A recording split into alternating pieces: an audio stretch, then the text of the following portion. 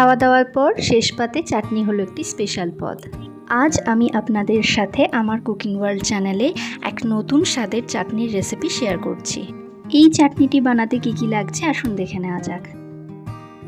প্রথমে নিয়েছি মাঝারি সাইজের একটি পেঁপে, দুটি পাতি লেবু, মাঝারি সাইজের এক বাটি চিনি, কাজু, কিশমিশ আর একটা বিশেষ ভাজা মশলার জন্য নিয়ে নিয়েছি মেথি আর মৌরি। এবার সবার প্রথমে আমি পেঁপেটাকে ভালো করে ধুয়ে মাঝখান থেকে কেটে নিয়েছি। এবার মাঝখান থেকে আর একটা ফালি দিয়ে তার খোসাটা ভালো করে ছাড়িয়ে নেব। এইভাবে মাঝখান দিয়ে আরও একটা ফালি দিয়ে নেব। দিয়ে নেবার পর বুকটাকে ভালো করে পরিষ্কার করে নিয়ে স্লাইস করে কেটে নিচ্ছি। পেঁপেটাকে খুবই পাতলা করে কাটতে হবে। আমি এখানে এইভাবে পাতলা করে কেটে নিয়েছি, আপনারা স্লাইসারের সাহায্যেও কেটে নিতে পারেন।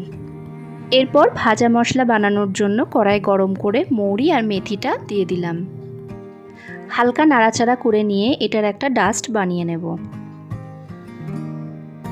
এবার পেঁপেটাকে সিদ্ধ করে নেব, যার জন্য কড়াইয়ে জল দিয়ে দিচ্ছি আর তার সাথে দিয়ে দিচ্ছি 1 চামচ লবণ। স্লাইস করে কেটে রাখা পেঁপেগুলো এখানে দিয়ে দিলাম। 5-10 মিনিট পেঁপেটা সিদ্ধ হয়ে যাবার পর পেঁপেটাকে নামিয়ে বাড়তি জলটা ফেলে দেব। চিনির শিরাটা বানিয়ে নেবার জন্য কড়াইয়ে জল দিয়ে তার মধ্যে দিয়ে দিলাম চিনিটা।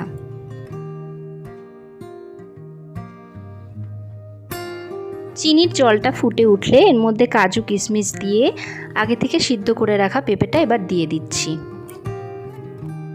আমার চ্যানেলে নতুন বন্ধু হলে চ্যানেলটি সাবস্ক্রাইব করে বেল আইকনটি প্রেস করার অনুরোধ রইল, যাতে আমার নতুন নতুন রেসিপি আপনাদের কাছে খুব সহজেই পৌঁছে যায়। বেশ কিছুক্ষণ ফুটে ওঠার পর এবার দিয়ে দিচ্ছি সেই বিশেষ মেথি মৌরি ভাজা মশলাটা। ভাজা মশলাটা ভালো করে মিশিয়ে নিয়ে এবার চাটনিটা আমি নামিয়ে নেব। সব শেষে এবার দিয়ে দিচ্ছি পাতি লেবুর রস। এই বিশেষ ভাজা মশলা আর এই পাতিলেবুর রসের জন্যই কিন্তু প্লাস্টিক চাটনি এত সুস্বাদু হয়।